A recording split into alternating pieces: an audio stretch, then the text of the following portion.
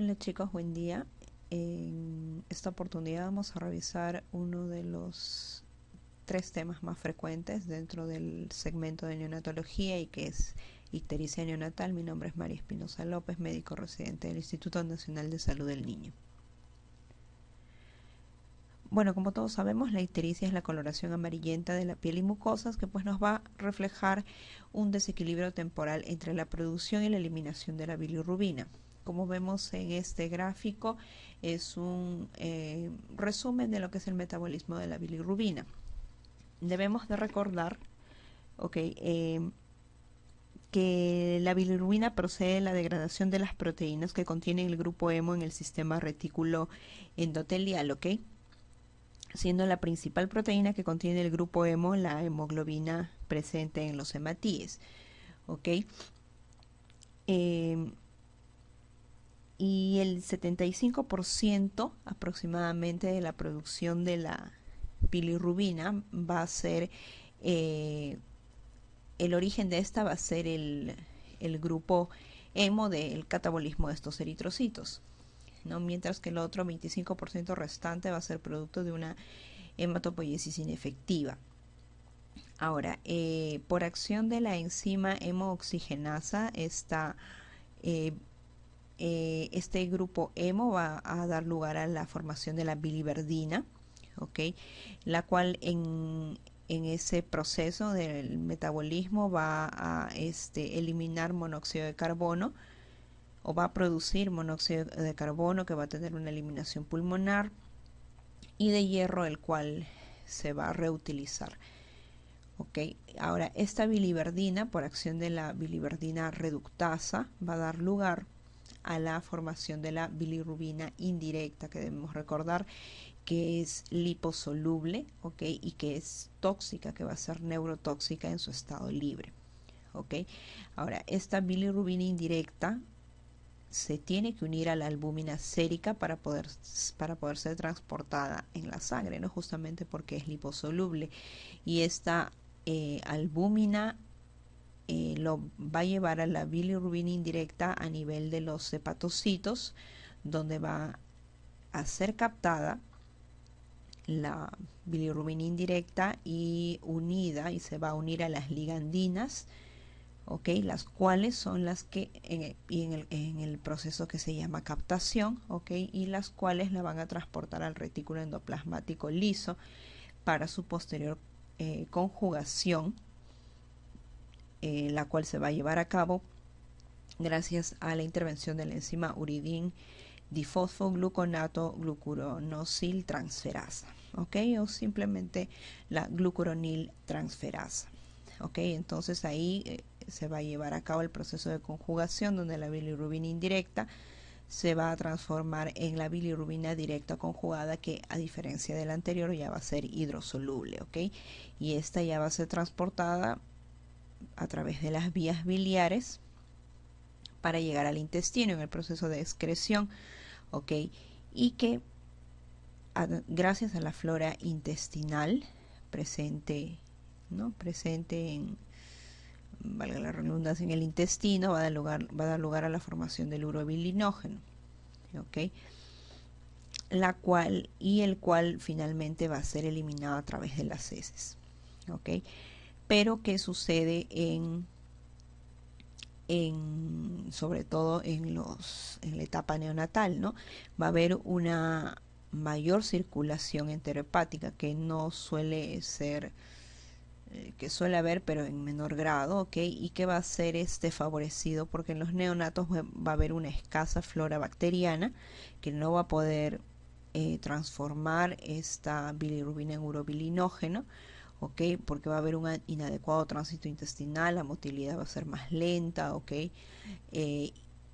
Y porque va a haber mayor cantidad de enzima beta glucuronidasa, que va a ser finalmente la encargada de volver a desconjugar esta bilirrubina conjugada en no conjugada y ser esta finalmente reabsorbida por el intestino, y se va a incrementar la circulación enterohepática, ¿ok? Bueno, la ictericia neonatal la podemos clasificar en tres grandes grupos, ¿ok? Fisiológica, patológica y la ictericia por lactancia materna o leche materna, que vamos a ver más adelante la diferencia, ¿ok?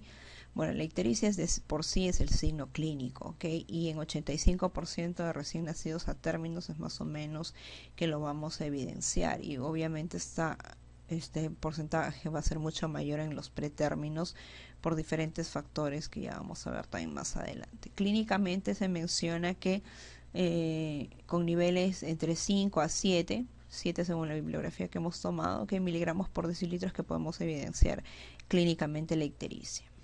Okay. Ahora también la podemos clasificar dependiendo del predominio de la fracción indirecto-directa. Okay. Esta parte es importante porque les puede venir en alguna pregunta del examen, ¿ok? Por ejemplo, les ponen son patologías que cursan con predominio de bilirrubina indirecta, entonces ustedes tienen de saber cuáles tienen predominio directo e indirecto. Bueno, dentro de las indirectos están ahí los mecanismos, ¿no? Por aumento de la producción, las hemólisis, ¿ok? Todas las hemólisis, ya sean fisiológicas, por reabsorción de hematomas, por isoinmunización, por anemias hemolíticas, me dan aumento o un predominio de bilirrubina indirecta. Si hay alteración de la conjugación, como suele haber en el recién nacido, por una inmadurez enzimática, por disminución de la actividad de la glucuroniltransferasa o por déficit congénito de la glucuroniltransferasa en ciertas patologías, entonces también va a haber predominio de bilirrubina indirecta. Y si el mecanismo es aumento de la circulación enterohepática, ya sea por A3 intestinal, por ilio meconial, etcétera, también va a haber incremento de bilirrubina indirecta, ¿ok? Tal vez un poco más sencillo es aprendernos cuáles son a predominio directo, ¿ok? Y son las colestasis en general, ya sean intra o extrahepáticas. ¿Ok? Intrahepáticas, las que cursan sin obstrucción, como la fibrosis quística, el déficit de alfa-1 antitripsina. Las colestasis intrahepáticas que van con citólisis, ¿ok? De los hepatocitos, ¿ok? Las hepatitis connatales, la galactosemia, tirosinosis, y las que cursan con obstrucción, como la enfermedad de Allergy o la enfermedad de Caroli. ¿Okay? Las colestasis extrahepáticas, que son bastante frecuentemente preguntadas porque las vemos con cierta frecuencia, ¿okay? Atresia de vías biliares, ¿okay? Obviamente extrahepáticas, y quiste de colédoco, ¿okay? Entonces tal vez recordando más las colestasis extrahepáticas, que son las que más preguntan, pueden recordar o pueden diferenciar qué ictericias cursan con hiperbilirrubinemia, ya sea indirecta o directa. Y con eso podemos responder esta pregunta del ENAM 2012. Ictericia neonatal a predominio directo, ¿ok? Directo, entonces anulamos todas las de la izquierda que hemos visto, ¿ok?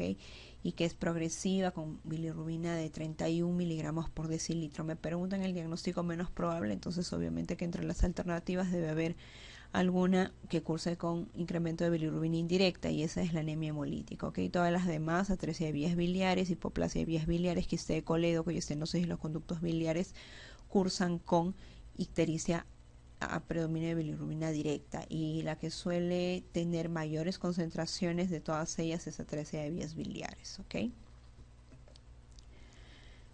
Bueno, el otro grupo es la ictericia fisiológica, que tiene determinadas características que al examen físico, a la historia clínica, nosotros podemos decir eso es una ictericia fisiológica, y por lo tanto ustedes deben recordar. Primero, el inicio es después de las 24 horas de vida, puede ser a partir del segundo o tercer día, ¿ok? No es en las primeras 24 horas. El incremento de la bilirrubina total, que debe ser a predominio indirecto, ¿okay? No debe ser mayor de 12 miligramos por decilitro. Cifras mayores ya nos alejan un poco la posibilidad de que sea una ictericia fisiológica, ¿okay? Desaparece generalmente en la primera semana, puede prolongarse un poquito más, de 8 a 10 días, sobre todo cuando son recién nacidos pretérminos, pero generalmente en la primera semana de vida ya se están resolviendo. Y debido a que no cursa con niveles muy elevados, en la mayoría, en 99% de los casos, no requiere mayor tratamiento. ¿Okay? Ahora, ¿por qué se produce la ictericia fisiológica? Primero, porque el neonato tiene mayor volumen de eritrocitos por kilo. ¿Okay? En otras palabras, hay un mayor número de eritrocitos. Por ejemplo, la hemoglobina promedio de un recién nacido es 16, 20, oscila en eso, ¿okay? Eso refleja la mayor cantidad de glóbulos rojos. Segundo, que estos glóbulos rojos tienen un tiempo de vida media menor que en el adulto, mientras que en el adulto es un promedio de 120 días, en el neonato es 90 días. Quiere decir que la hemólisis es más frecuente, ¿ok? Hay una mayor eritropoiesis ineficaz en general porque el neonato es inmaduro en todos sus sistemas, ¿ok? Entonces para producir la eritropoiesis definitivamente no es muy eficaz, ¿no? Hay una mayor circulación enterohepática en el neonato, ya sea por mayor concentración de beta-glucuronidasa, como vimos, intestinal, porque hay una menor flora intestinal que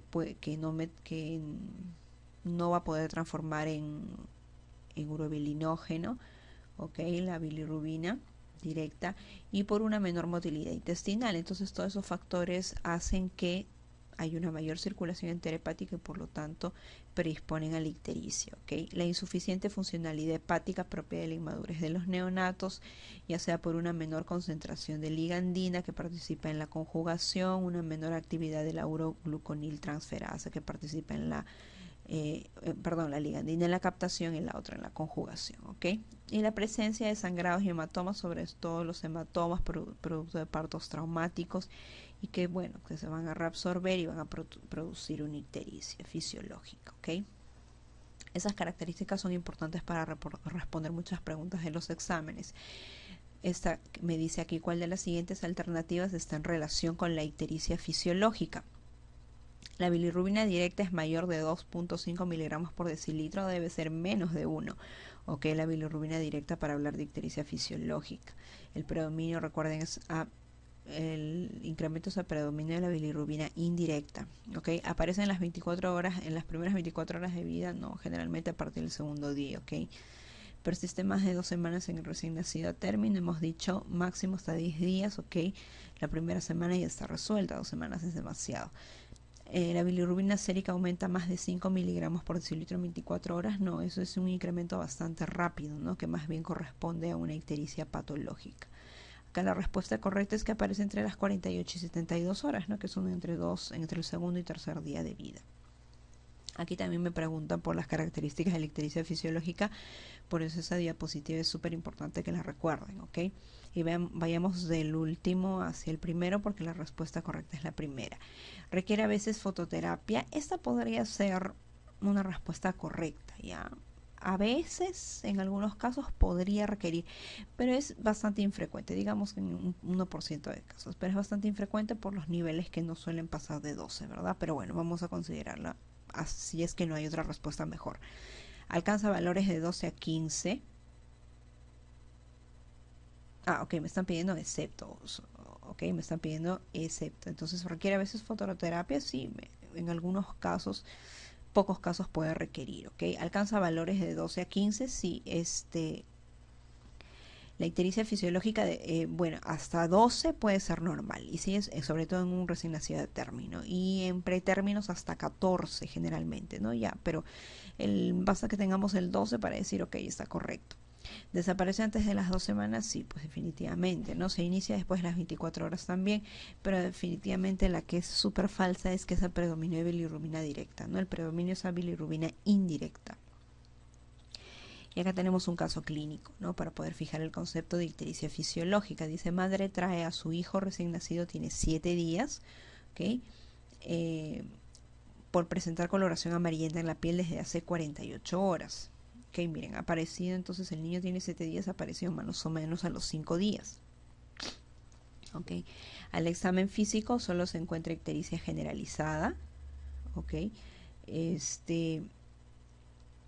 el examen de laboratorio tenemos una bilirrubina total de 12 miligramos por decilitro, que es a predominio indirecto. Entonces el diagnóstico más probable es una ictericia fisiológica, ¿no? Los valores no son muy elevados. Bueno, la presentación, que suele ser a partir del segundo o tercer día, pero puede prolongarse un poquito más, y no me dicen, no hay ningún otro dato en el caso clínico en lo que nos pueda orientar hacia otra patología. Entonces esa es la respuesta, es una ictericia fisiológica, ¿ok? Lactante que presenta al tercer día de nacido, 72 horas, ¿no? Ictericia leve en tórax y moderada en abdomen. La bilirrubina total es de 11 miligramos por decilitro.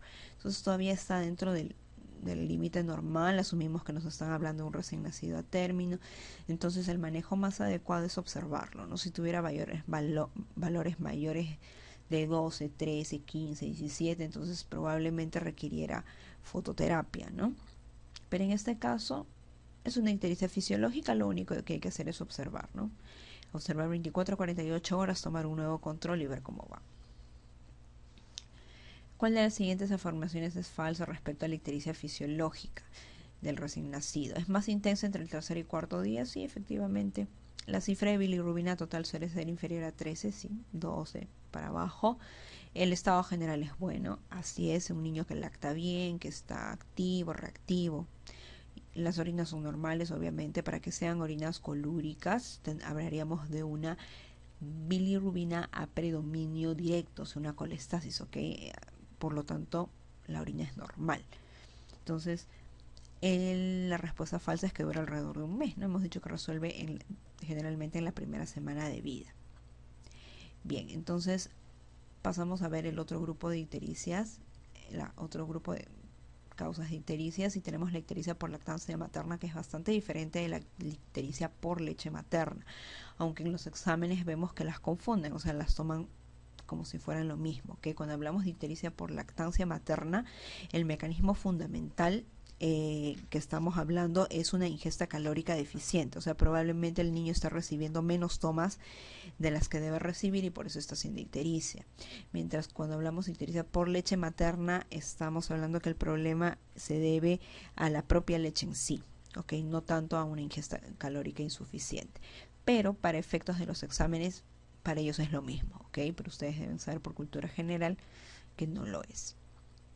Bien, en este caso el inicio es a partir del cuarto día de vida, o generalmente fines de la primera semana, o sea, al séptimo día. Es a predominio también de bilirrubina indirecta, la duración sí es un poco más prolongada, puede durar de 10 a 12 semanas. Los valores de bilirrubina total son inferiores a 15 generalmente, pero tienen un pico máximo en la tercera semana de vida que puede llegar hasta 20 y que dependiendo la ubicación en nuestras tablas, que ya vamos a ver más adelante, vamos a ver si requiere o no fototerapia, ¿no? Pero en general no precisa ningún tratamiento. Ya vamos a ver más adelante que el manejo será incrementar las tomas y en caso de persistencia o más elevación se suspende por 48 horas la ingesta de leche materna y después se reanuda. ¿Okay? Pero fototerapia, exsanguinotransfusión generalmente en la mayoría de los casos no requiere, pero por ahí algunos casos pueden requerir fototerapia. ¿Okay? Bueno, la causa, ya hemos dicho, presencia, si es una ictericia por leche materna, o sea, por la leche en sí, generalmente se postula la presencia de ciertas moléculas como los pregnanos que van a inhibir la glucuroniltransferasa y por lo tanto incrementan los valores de bilirrubina indirecta, ¿ok? Algunos hablan de presencia de beta-glucuronidas en la leche, ¿ok? Y bueno, generalmente la causa es una mala técnica de lactancia materna, una ingesta calórica insuficiente, o sea, pocas tomas, un niño, consecuencia de eso, un niño deshidratado y finalmente aumento de la circulación enterohepática, ¿no? Ya hemos visto las causas, escasa flora intestinal, beta-glucuronidasa incrementada, en fin, entonces todo eso predispone a los recién nacidos que se alimentan de leche materna exclusiva a ser ictericia, ¿no? Pero que es benigna. Y acá hay un caso clínico para fijar estos datos. Neonato de 20 días, ¿okay? Es llevado a emergencia por el tiempo. Es importante el tiempo de aparición, ¿ok?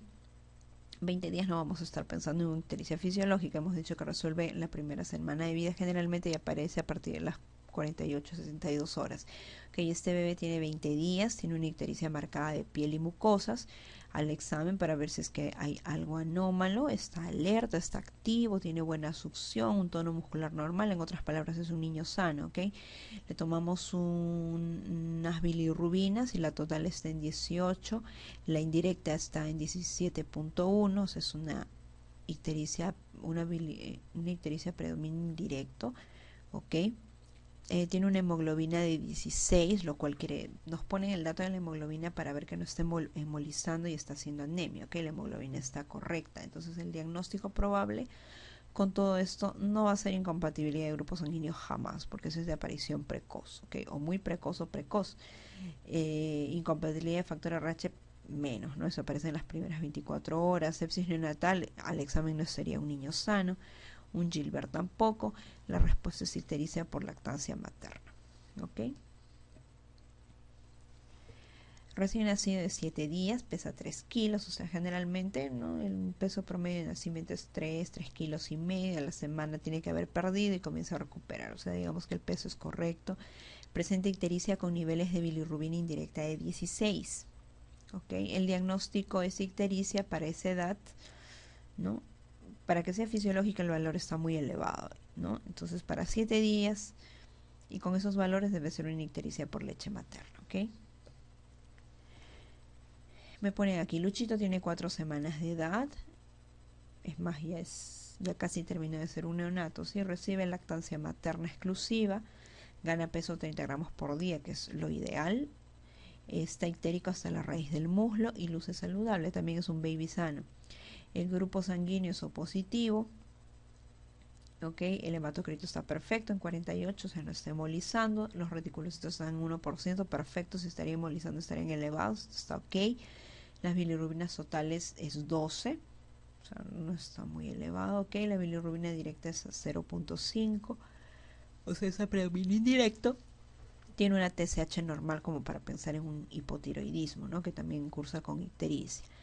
Entonces, es más, me dan el diagnóstico, ¿no? Me dice, en relación a la lactancia materna exclusiva, o sea, porque me están diciendo que es una ictericia por leche materna. ¿Cuál es la conducta a seguir? Entonces, dijimos incrementar las tomas, que no hay la alternativa, entonces lo siguiente sería suspender por 48 horas y luego reiniciar, ¿ok? No se suspende definitivamente la lactancia materna, ojo, y estos niveles probablemente, así al ojo, no están en rango de fototerapia, pero si lo cotejamos en nuestras tablas probablemente tampoco estén, por eso la conducta es suspender por 48 horas y eso es lo que se hace en el manejo de una ictericia por leche materna, ¿ok? Y el otro grupo es la ictericia patológica, ¿ok? Que tiene determinadas características que también deben de fijar. El inicio es en las primeras 24 horas, o sea, es muy precoz. La bilirrubina total obviamente es más de 12 en los recién nacidos a término y más de 14 en los pretérminos, o sea, alcanza cifras elevadas. Dura más de 10 días, ya no se resuelve en la primera semana como en la fisiológica. El incremento de la bilirrubina total al día es más de 5 miligramos por decilitro, o sea, si hoy día le tomo una muestra me sale en 15, mañana me está en 20, o sea, eso ya no es normal, ¿ok? La bilirrubina directa, porque puede ser a predominio indirecto o directo, en este caso si el predominio es directa, está más de 2 miligramos por decilitro, ¿ok?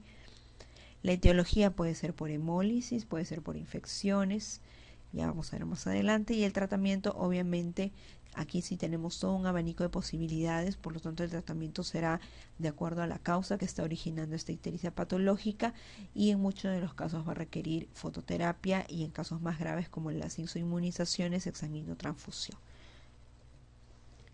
¿Ok? Entonces aquí esta tabla es importante. ¿Ok? Causas de hiperbilirrubinemia en el recién nacido según el momento de aparición, que es lo que tienen que recordar porque es la forma en la que van a venir los casos clínicos en los exámenes. ¿Ok? Tenemos causas frecuentes y causas poco frecuentes. Entonces recordamos las frecuentes, que es lo que nos van a preguntar. Es muy raro, será una de las 200 preguntas que nos van a preguntar, valga la redundancia, lo poco frecuente. Bueno, si un niño se pone ictérico o tiene cifras de bilirrubina elevadas el primer día de vida, eso es fijo una anemia hemolítica por isoinmunización, ya sea ABO o RH, una ictericia por isoinmunización. ¿Okay? Entonces aquí hay que consignar el grupo sanguíneo y factor tanto de la mamá como del bebé para poder hacer este diagnóstico, como vamos a ver más adelante. Entonces, toda ictericia de inicio muy precoz, o sea, el primer día de vida, eso es una isoinmunización, ya sea por incompatibilidad ABO o por incompatibilidad RH. ¿Okay? En cambio, si el niño se comienza a poner amarillito entre el segundo y el séptimo día, hay un mayor abanico de posibilidades a la cabeza y dependiendo de la clínica y los antecedentes, obviamente, que sea una fisiológica, ¿no? O puede ser también por lactancia materna, puede ser por poliglobulia y ahí ya vamos a tener el dato, ¿no? De una policitemia, un hematocrito más de 65 cuando pidamos el hemograma a las 12 horas de vida. También puede ser una hemolítica, ¿ok? Puede ser una hemolítica, sobre todo las que son por ABO, que a veces pueden iniciar un poquito más. Pueden ser causas infecciosas, un niño séptico con antecedente de infección en la madre en el tercer trimestre, RPM, con amnionitis, en fin. También puede debutar con ictericia y ser una sepsis, ¿ok? Aumento de la circulación enterohepática, que entraría dentro del rango de las fisiológicas, o un hijo de madre diabética también puede estar acá, ¿ok? Y si esta se presenta la ictericia de los 8 días a más, bueno, también puede seguir siendo fisiológica, puede seguir siendo por lactancia materna, poliglobulia, hemolítica, infecciosa, ¿no? Tóxica, reabsorción de hematomas en el caso que haya tenido un cefalohematoma, en fin, ¿ok? Menos frecuentes, endocrino-metabólicas como un hipotiroidismo, ¿ok? Hepatopatías cognatales, o sea, un TORCH, pero esas son causas menos frecuentes, ¿ok? Y aquí esto ya lo van a revisar con más cuidado en casa. Vamos viendo de acuerdo a la aparición, pero ya lo vamos desglosando, qué antecedente hay, qué clínica hay, cómo están las bilirrubinas y qué es lo que tendríamos que pedir, ¿no? Por ejemplo, en las ictericias patológicas de aparición muy precoz, o sea, el primer día de vida, hemos dicho que entre las más frecuentes tenemos las hemolíticas por isoinmunización, ¿no? El antecedente, bueno, va a ser una incompatibilidad RH o ABO, lo que vamos a ver más adelante qué características tiene, o el antecedente que ha habido hermanos que también han hecho ictericia por esta razón, ¿ok? Y bueno, y ya lo demás lo van a revisar, pero eso es básicamente, igual tenemos aquí ictericias patológicas de aparición precoz entre el segundo y séptimo día, cada una detallada, igual aquí las de aparición tardía, ¿ok? Bueno, entonces la presentación clínica es un niño amarillo, ictérico. Para una adecuada evaluación, obviamente debemos de evaluar al pequeño no con luz artificial, sino con luz natural. El recién nacido debe estar completamente calatito, y debemos recordar que la progresión de la ictericia es en sentido cefalocaudal, y para aquí, en el caso de los chicos que van a hacer su serum y que no van a tener a la mano pues los reactivos necesarios para hacer unas bilirrubinas, clínicamente se ha diseñado la escala de Kramer, que según las zonas nos puede orientar más o menos los niveles de hemoglobina, ¿no? Perdón, de bilirrubinas. Entonces ahí vemos que en la cabecita, la ictericia de cabeza y cuello, que es la zona 1, generalmente los valores van a estar menos de 5 miligramos por decilitro. Perdón. Mientras que en la zona 2, que va la ictericia hasta el ombligo, ¿ok? Los valores pueden llegar hasta 12 miligramos por decilitro. Hasta las rodillas, que es la zona 3, hasta 16 miligramos por decilitro puede ser el nivel. Si está hasta los tobillos, hasta 18 miligramos por decilitro. Y si ya hay afectación palmoplantar, eso es fijo que tiene que tener niveles más de 15, ¿ok? Entonces clínicamente también podemos intuir, y sobre todo para el manejo, ¿no? O sea, si están en su posta y tienen a un niño con una ictericia facial, no se van a alocar por referirlo, ¿no? Porque si lo van a referir es para el manejo, ¿no? Ya sea para una fototerapia o una exoninotransfusión, que definitivamente no lo van a poder hacer en una posta en un centro de salud, o que el niño tuviera otros factores de riesgo que requirieran atención inmediata, ¿ok? Entonces esto es importante también. Entonces, ¿cómo es la evaluación del recién nacido con ictericia? Hay que revisar la historia, es importante. La historia familiar, antecedentes, ¿ok? Antecedentes familiares de hermanos que hayan hecho cuadros similares, ¿ok?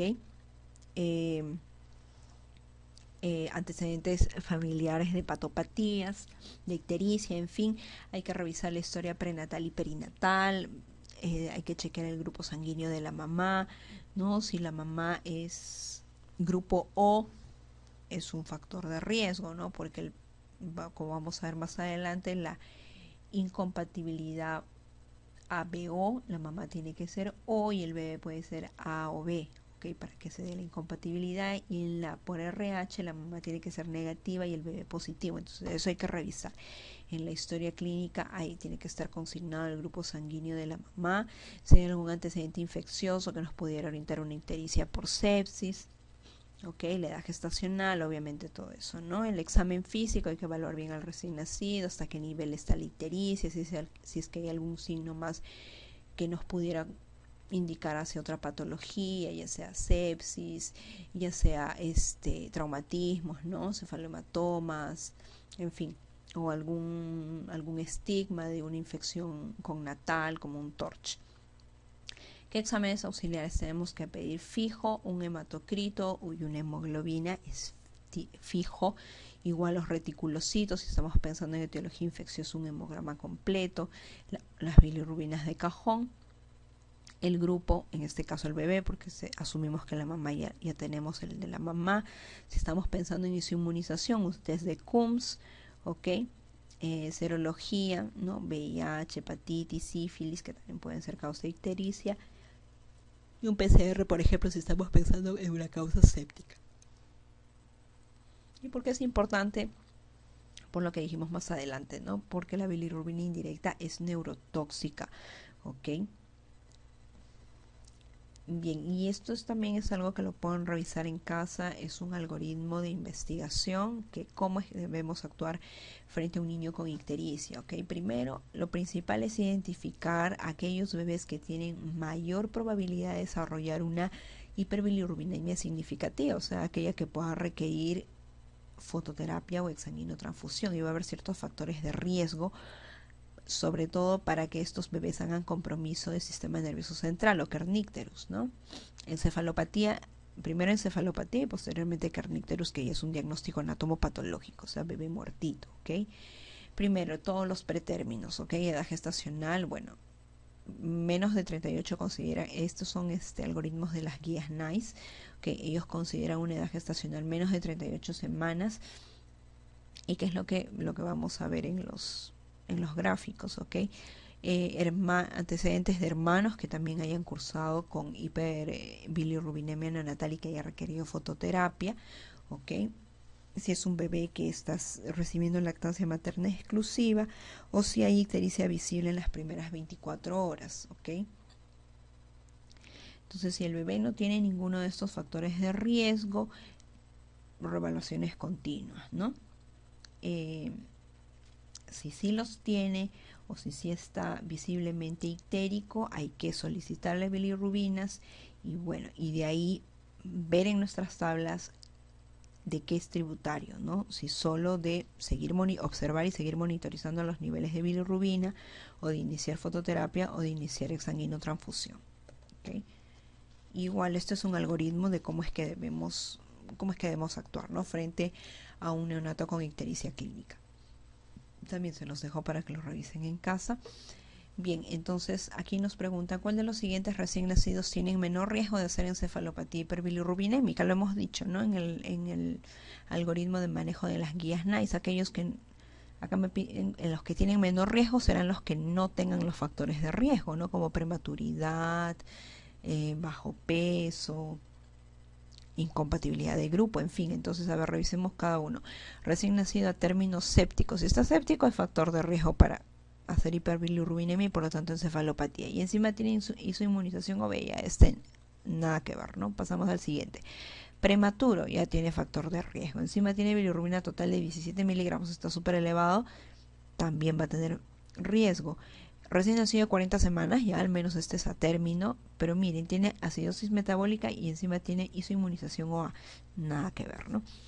Recién nacido postérmino, tiene síndrome de aspiración meconial, bueno, hay un riesgo de hacer sepsis.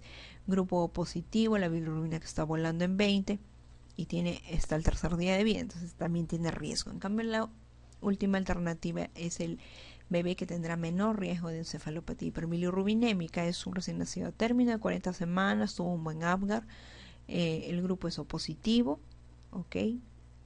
No va a haber problema, ¿no? No va a tener incompatibilidad ni ABO ni por RH, aunque por RH podría ser, pero si es que nos dan el dato de la mamá negativa. Bilirrubina total está en 12 al tercer día de vida, o sea, eso es una fisiológica, ese es el que menos riesgo tiene de hacer encefalopatía hiperbilirrubinémica. Esos son cuadros que más o menos a grandes rasgos nos indican qué niveles podrían requerir, tanto en recién nacidos a términos como en pretérminos, manejo con fototerapia y exsanguinotransfusión, ¿no? Y como ven, más o menos el punto de corte para exsanguinotransfusión, por ejemplo, es de 20 a 25, ¿ok? Mientras que fototerapia de 15 a 20. Entonces, más o menos para considerar grandes rasgos, pero deben saber ustedes que esto no se maneja al ojo, sino con las tablas que ya vamos a ver más adelante. Y esta también ya no es de acuerdo a como en la anterior, a la edad gestacional. Y a la edad gestacional con el número de horas de vida, si no estás de acuerdo al peso, ¿no? Igualmente, no dependiendo del peso, serán los niveles tanto para fototerapia y para exsanguinotransfusión. Y lo que les comentaba era, también estas son tablas de las guías NICE. Una vez que nosotros tenemos las cifras de bilirrubina, lo que hacemos es aquí, ubicarnos en la tabla, ¿no? De acuerdo a los días de vida y de acuerdo al nivel de bilirrubina, ubicamos, ¿no?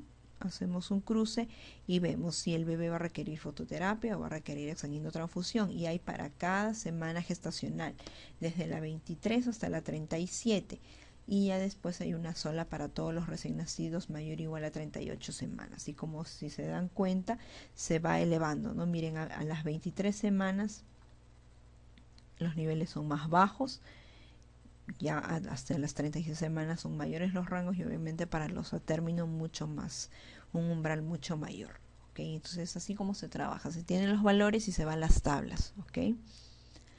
Y obviamente de acuerdo a los resultados vamos a hacer el tratamiento, ¿no? Pero dentro del manejo tenemos la luminoterapia o la fototerapia, el recambio sanguíneo o exsanguinotransfusión. También se ha usado fenobarbital, se puede llegar a usar inmunoglobulina, en fin, hay varios manejos, ¿no? En general debe ser una hidratación correcta. Si consideramos que es debido a lactancia materna, incrementar la frecuencia de las tomas, pero como dijimos, si persiste se suspende por 2 a 3 días usando una fórmula de inicio y después se reinicia la lactancia. ¿Okay? En esta diapositiva podemos ver cuál es el mecanismo de acción de los diversos tratamientos para la hiperbilirrubinemia, ¿no? Los que influyen en la producción de bilirrubina, los inhibidores de la hemoxigenasa, ¿no? La gamma-globulina. Los que influyen en la eliminación de bilirrubina, fototerapia, fenobarbital y recambio sanguíneo. Los que influyen en la circulación enterohepática, los suplementos lácteos y el agar-carbón. ¿Ok? La fototerapia, ¿cuál es más o menos el mecanismo? Es una fotoisomerización de la bilirrubina indirecta. Entonces, ¿qué hace? La vuelve soluble, ¿ok? Productos solubles que se pueden excretar por bilis o orina. Entonces ya no van a necesitar captarse, ni conjugarse, ni nada de eso, sino simplemente por acción de la luz se vuelven solubles y se eliminan. ¿Ok? Es el tratamiento inicial en todos los casos, ¿ok? Incluso si el niño se encuentra en niveles de exsanguinotransfusión mientras esperamos hacer el procedimiento de cateterización umbilical, de preparar todo el equipo mientras va recibiendo su fototerapia, ¿ok? Con luz LED azul. Y este, al igual que el anterior, es un algoritmo de cómo llegamos a fototerapia, ¿ok? Ya lo revisan también con mayor tranquilidad. Y el otro manejo es la exsanguinotransfusión. El objetivo es disminuir los niveles de bilirrubina indirecta en más o menos un 50% para evitar encefalopatía hiperbilirrubinémica, ¿ok? Corrección de la anemia también y remoción de los eritrocitos sensibilizados, ¿no? Más o menos los criterios son bilirrubinas niveles, bueno, que correspondan según las tablas, ¿ok? Anemia, si hay una anemia marcada justamente por la hemólisis, si hay un test de Coombs directo bastante positivo, si hay incompatibilidad de RH, de todos modos es criterio, o si ya hay signos de encefalopatía, ¿ok? Y lo que se administra es sangre total de una persona de RH negativa, pero que no esté sensibilizada, ¿no? Como la madre. Y acá igual un algoritmo de manejo del algoritmo de cómo tomamos la decisión de exsanguinotransfusión. ¿Ok? Y con esto podemos responder esta pregunta. Neonato a término de 3 días de vida extraído porque lo notan amarillo. Tiene un antecedente de parto eutóxico en un centro de salud, pesa 3 kilos 200, un Apgar 9 al primer minuto y grupo sanguíneo de la mamá es O positivo. Ya, ahorita lo vamos a ver, pero de todos modos vamos adelantando. En la incompatibilidad ABO, la mamá tiene que ser O y el bebé puede ser A o B. Recuerden, la O es gordita. Entonces la mamá, la gestante, siempre es una gordita, es una O, ¿okay? Y el bebé puede ser o A o B. Entonces esta mamá tiene un grupo O y un RH positivo. Para la incompatibilidad RH, la mamá es negativa. Siempre el bebé, como es algo nuevo, es algo que recién están naciendo, es positivo. Pero ya el adulto tiene un pasado negativo, ¿no? Entonces la mamá es gorda, es O y encima es negativa. Ya, esa es una mnemotecnia por como se pueden ustedes recordar. Bueno, en este caso la mamá es O sea, hay riesgo de incompatibilidad de grupo, pero es RH positiva. O sea, no hay riesgo de incompatibilidad de factor y generalmente va con el caso clínico, ¿no? Porque si fuera una incompatibilidad RH a los 3 días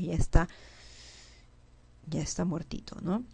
Y el recién nacido es un A positivo y efectivamente entonces hay una incompatibilidad de grupo OA, ¿no? La bilirrubina total está en 30. Ya hemos dicho que más o menos a grosso modo entre 20 y 25 ya comenzamos en sanguinotransfusión, entonces este bebé está para exsanguinotransfusión. Y pues esa predominio indirecto de 28. El hematocrito es 36, o sea, no está embolizando mucho. El tratamiento indicado para disminuir la ictericia me preguntan y la respuesta es sanguinotransfusión por los valores de bilirrubina, ¿ok? Están súper elevados. Más o menos, como les digo, lo ideal es verlo en la tabla. Pero a grosso modo, para exsanguinotransfusión, si hay niveles más de 20 o entre 20 y 25 mayores a eso es exsanguinotransfusión, ¿ok? Y bueno, para entender mejor, ¿no? Enfermedad hemolítica del recién nacido por incompatibilidad ABO. La incompatibilidad ABO es la forma más frecuente y la menos grave, ¿ok? Recuerden, la más grave es la RH, la menos grave es la ABO y por ser menos grave justamente es la más frecuente, ¿ok? La severidad es leve, ¿ok? Los anticuerpos que pueden ser anti-agua, anti-B son inmunoglobulina M, no atraviesan la placenta, por eso que el compromiso no es grande y por lo tanto no hay incompatibilidad ABO intrauterino, como sí lo puede haber en el RH. La incompatibilidad se produce cuando hay transfusión materno-fetal durante el parto. La madre ya dijimos que es gordita, es una pelotita, ¿no? Por eso es O y el recién nacido puede ser A o B. La clínica es ictericia, anemia, que generalmente no es muy marcada, y definitivamente no hay hidrops, como sí lo hay en la incompatibilidad RH. El diagnóstico, para el diagnóstico obviamente necesitamos el grupo materno y del bebé, ¿no? Bueno, y el test de Coombs directo será negativo y el indirecto positivo, ¿no? El tratamiento, bueno, va a depender de los niveles de bilirrubina, pero puede ser fototerapia y muy raro la exsanguinotransfusión. Generalmente es fototerapia, ¿ok?